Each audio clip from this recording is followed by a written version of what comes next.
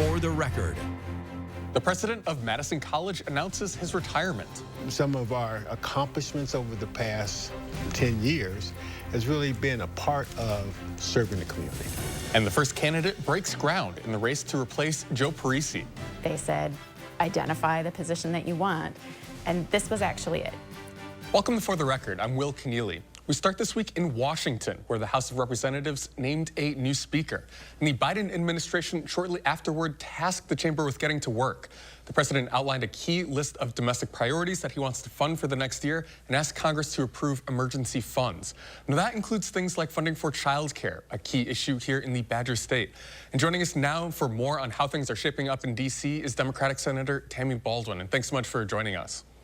I'm delighted to join you. Thanks for having me. So how much of a concern is there right now about this funding and needing to pass it ahead of any government shutdown talks next month? You know, we are in a child care crisis in the United States, and Wisconsin is no exception. No matter where I travel, I am hearing dire situations of there being no availability or it's unaffordable if there are child care slots available in the area. And, you know, the crisis means that parents aren't able to be in the workforce if they need to be home with their children, or children are deprived of the great start that we want all of our children to get off to in a safe and high quality childcare environment. And so we really need to step up and make sure that we have the type of investment in our child care system that allows parents to be in the workforce and have the peace of mind that their children are in a safe, nurturing environment. So in Wisconsin, child care providers have largely relied on this pandemic-era grant, understanding that it would be extended for about an extra year here. Is that going to be enough for these providers? That's why we have to pass this emergency spending domestic supplemental, because it won't be enough. Right now, we are seeing child care centers close. We are seeing teachers leave the profession because they're so underpaid. And we have areas of the state of Wisconsin right now that are known as child care deserts. That means for every one child care slot available, there are 3 or more children that are lined up to be able to use that child care slot. And so, you know, we have a real emergency right now, and it's exactly why we need to pass this emergency funding to stabilize our child care network in the state of Wisconsin. So back in Wisconsin here this week, we were designated as a regional tech hub for biohealth. What kind of stuff does that unlock here for the Badger State? Yeah, so I was proud to champion legislation called the CHIPS and Science Act, which passed last year, that created this tech hub system. And we competed in Wisconsin with our application with over 370 other applications around the country. And we came out ahead. We're one of 31 that were designated as tech hubs.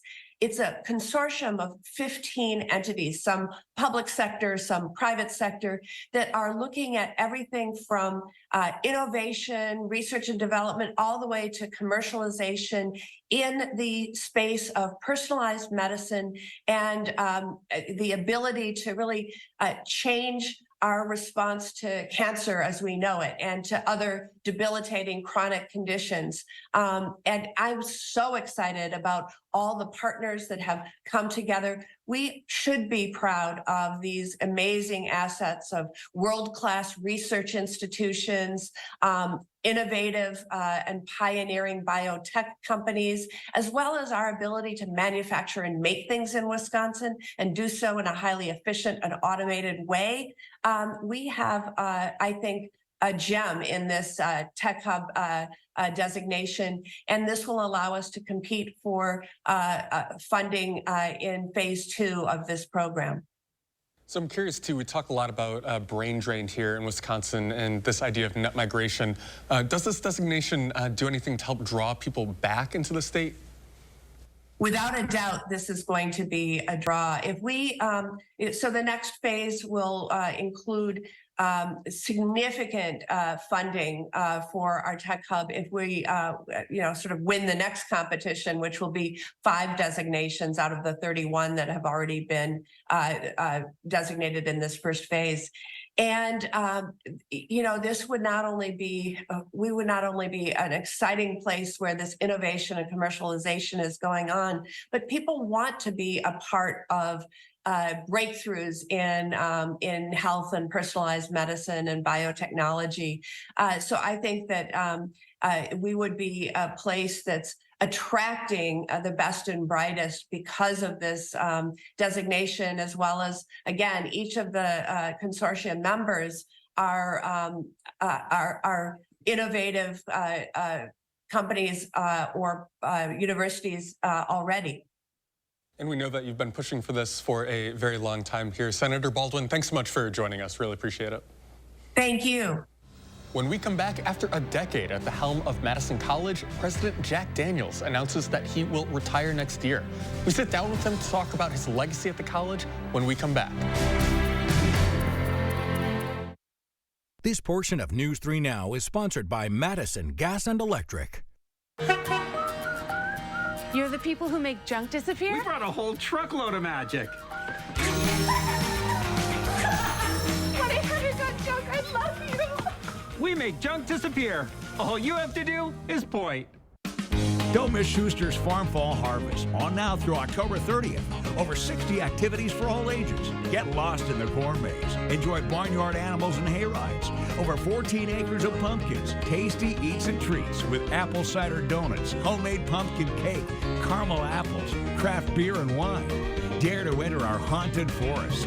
Schuster's Farm Fall Harvest. Just minutes east of Madison and Deerfield. Visit schustersfarm.com for details.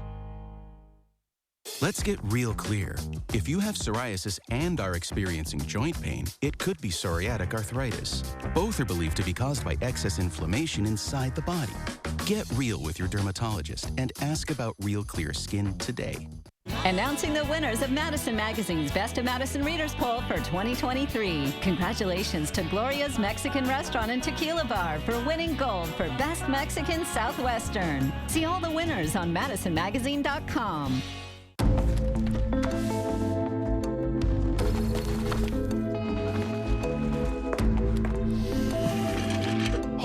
Imagine a world with no drama. I haven't signed Jody's card yet. At 4imprint, finding the promotional products you need to create a memorable moment is an easy mission. Our expert team will take care of every detail to make your success a certainty. Take the drama out of ordering promotional products at 4imprint.com. 4imprint, for certain. You're the people who make junk disappear? We brought a whole truckload of magic.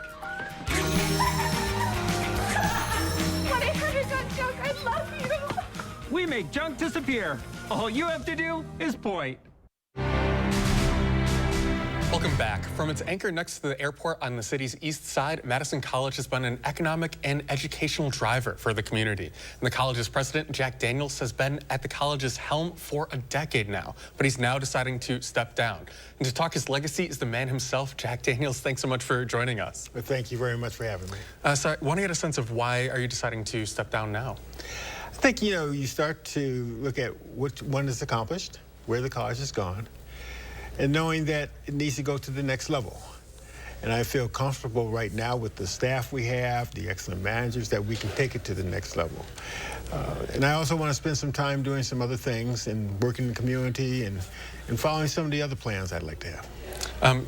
Kind of broadly, too, knowing that you'll have to hand the reins off to somebody else, what advice would you give to the next successor? I would tell that next successor for the next year, the first year, learn our community.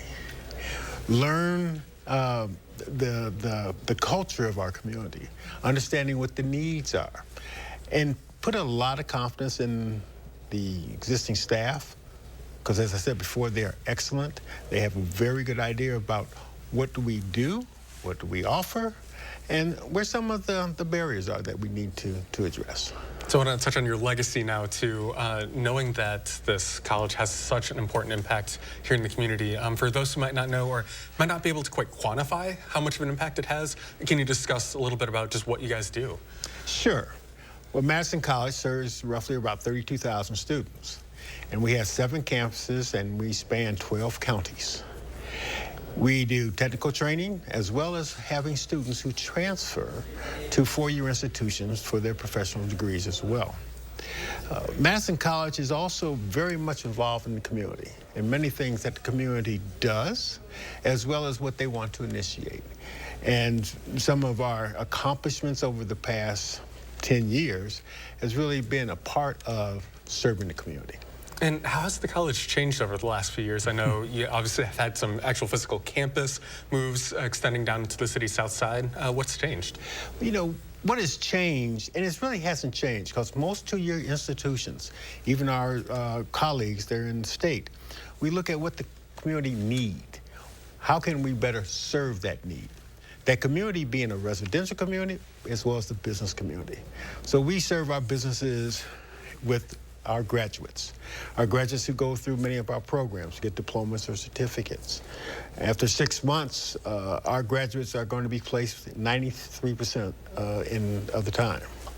We also transfer students. So we're the largest transfer institution, two-year institution in the state of Wisconsin. Many of our students will go to UW, but also private institutions as well.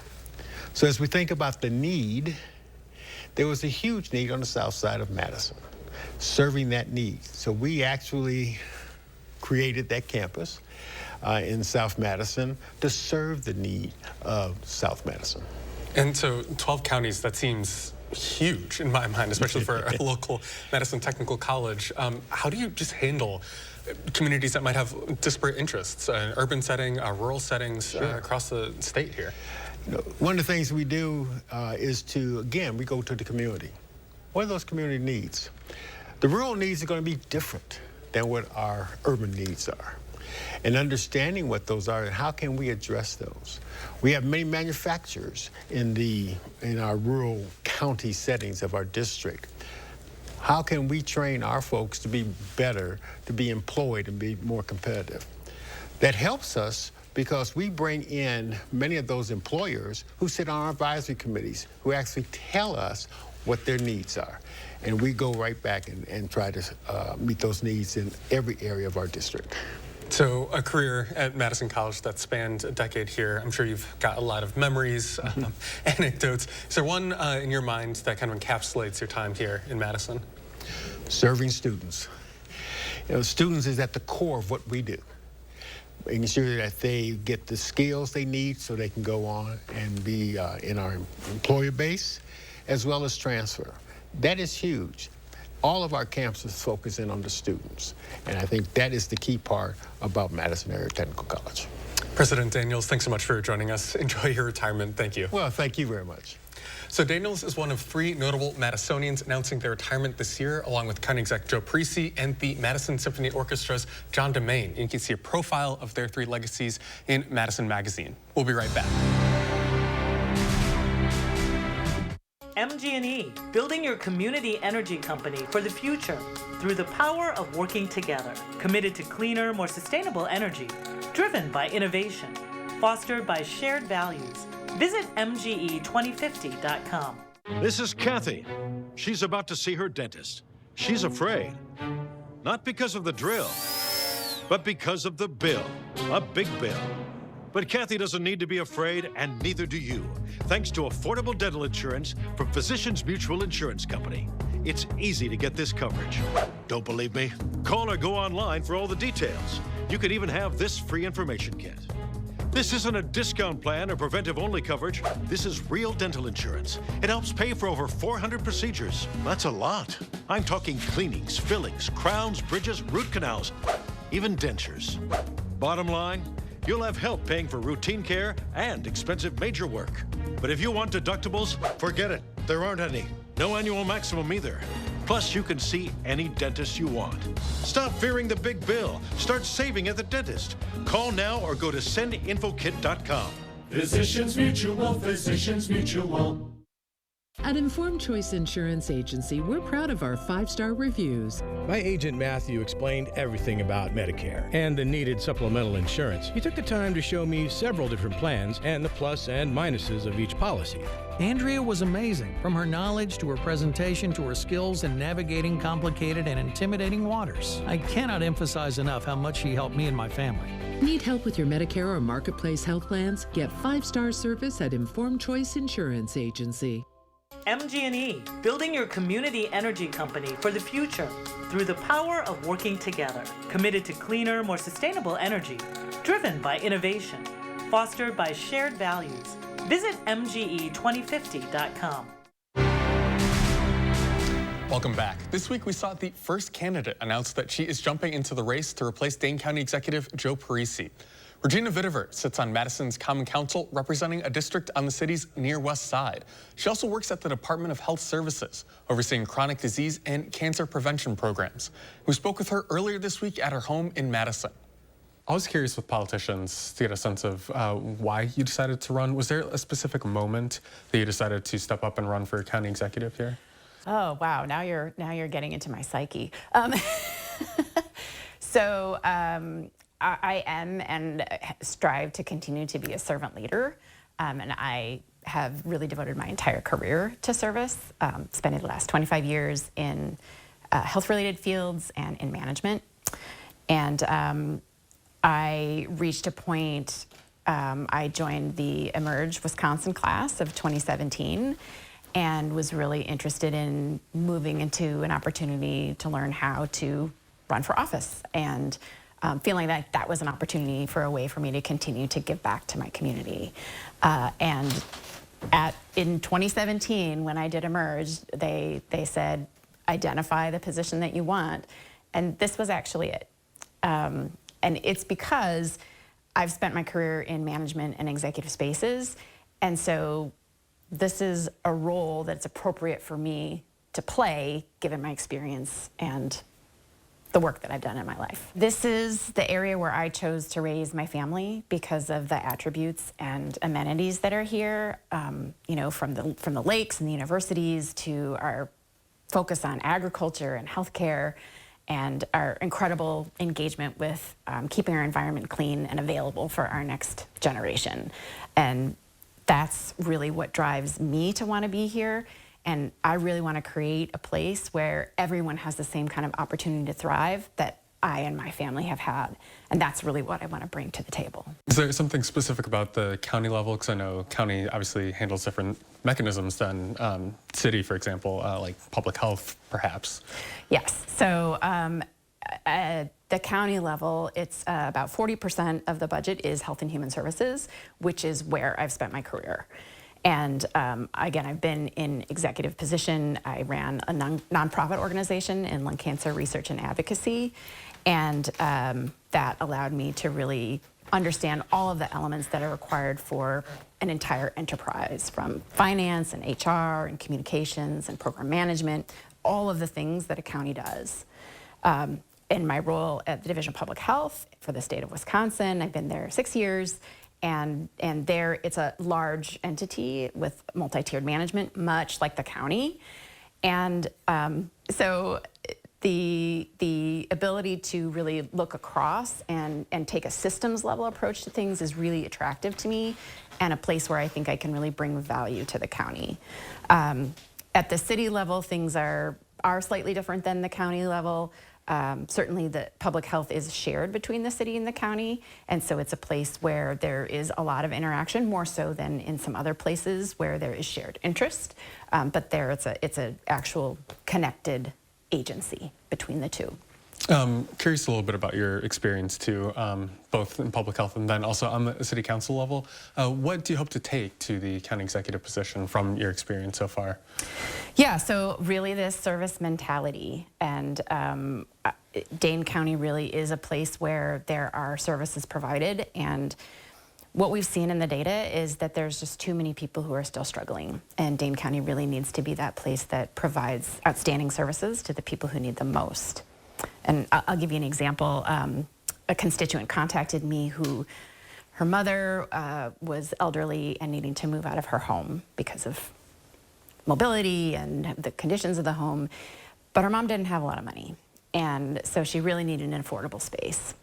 And she went to all the websites, all the emails, all the phone calls. And this was somebody who had the time and the educational background to do this. And she still struggled. And so she wound up contacting me to see if I could help. And it just turns out we have an affordable housing complex coming up down the road. And I was able to connect her to the developer. And remarkably, there was a space for her mom. So it did work out in the end, but you shouldn't have to connect with your elected official to try to get the services you need.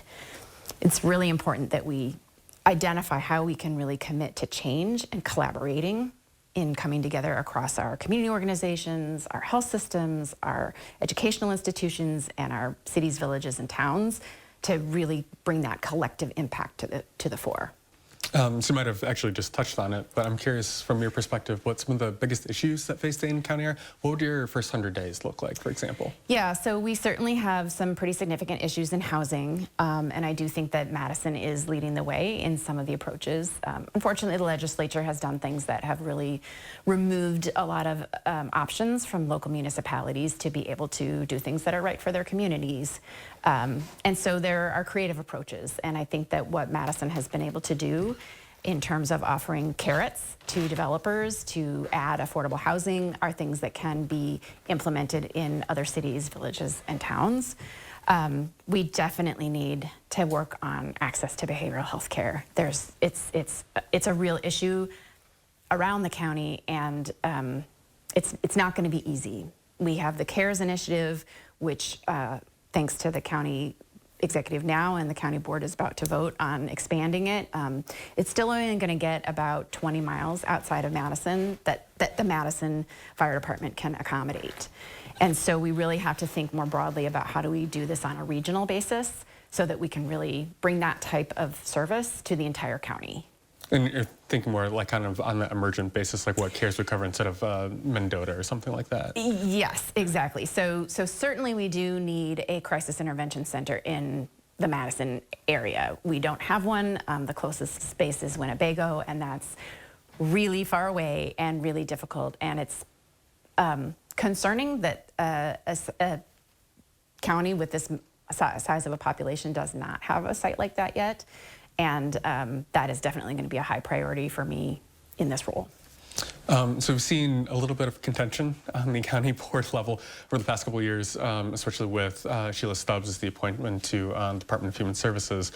If you face any kind of contention like that in your term as county exec, how would you handle that? I think the first thing to think about is building relationships. So really engaging with county board members, engaging with community organizations, engaging with our leaders in our villages and towns and cities so that that relationship is there and that we can have productive conversations. It's never good when you create this us versus them sort of situation. We're all in this for the same thing. We all want to serve our communities. We might have differences of opinion about how we do that, but we're all coming from the same place. And so the more we can realize that and find the places where we can agree and find places to compromise.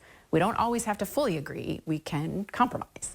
And I know that sometimes seems hard from a political perspective, but it's what's necessary to get things done. Parisi announced earlier this month that he would retire, and we're expecting a special election for early next year. We'll be right back after this. Congratulations! It's a new sewing machine from the Electric Needle. It's more accurate than older models and has hassle-free threading. Plus, it comes with free unlimited owner's lessons. Find sewing success at the Electric Needle. Frontage Road off Seminole Highway. This is hopeless. We've been to 5 furniture stores already. The fancy brands are overpriced. The cheap ones are cheap. What about this sofa? Seems durable. It's really comfortable. Then it's probably overpriced.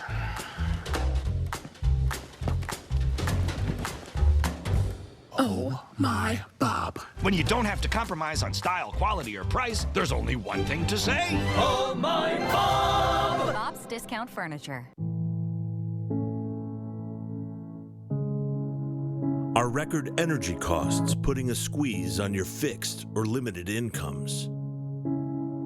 With inflation rising at record levels and incomes not keeping pace, you might be one of tens of thousands of Wisconsin residents who are struggling to survive in the blistering heat of summer or the bitter cold of winter. While you haven't asked for it, the Keep Wisconsin Warm Cool Fund and your local energy assistance providers are here to help. No Wisconsin resident should ever have to face the challenge of living without heat or power or face homelessness. For a hand up, apply today and call 1-800-506-5596. That's 800-506-5596. Or visit www.kwwf.org. Congratulations! It's a new sewing machine from the Electric Needle. It's more accurate than older models and has hassle-free threading. Plus, it comes with free unlimited owner's lessons. Find sewing success at the Electric Needle. Frontage Road off Seminole Highway. Welcome back. A shooting on the city's east side rocked the community around the Harmony Apartments. And that left some to question what can be done about the history of violence at that apartment building, but also what can the city do to step in? Catherine Burke shares more from this News 3 Now Investigates. Madison's East Side Police Captain and City Attorney have been following years of issues at Harmony Apartments. Since the July shooting that claimed the life of 20-year-old Devon Grant, there have been 136 calls for service out to the complex. In October, 15-year-old Kaisha Miller was killed in almost the same spot as Devon at Harmony Apartments. What do you think is at the root of some of this violence? I think some of it is some people don't have conflict resolution skills, and they resort to violence to solve some of the problems that they're experiencing in their area. After the most recent shooting, the city attorney sent a letter to the complex outlining a list of improvements to combat the violence. One thing was to terminate their property manager. The city says that's been done, but the rest of the lengthy list, which includes adding cameras, lights, and space for the teenagers, will take a lot of work to fix these problems. It seems like with all the other things that we're bringing up, there's an infrastructure issue with this location. It seems like a really big hill to climb for this area. How do you feel about that? We have to find a way to change what's going on there. So if those are the hills that we have to climb, then that's what we're going to try to do. I think having programming and services on site will be helpful. I mean, it's a complex societal issue. That was Catherine Merck reporting, and you can see our full reporting online at channel3000.com. That does it for us this week. I'm Will Keneally. Have a great rest of your weekend. This has been For the Record.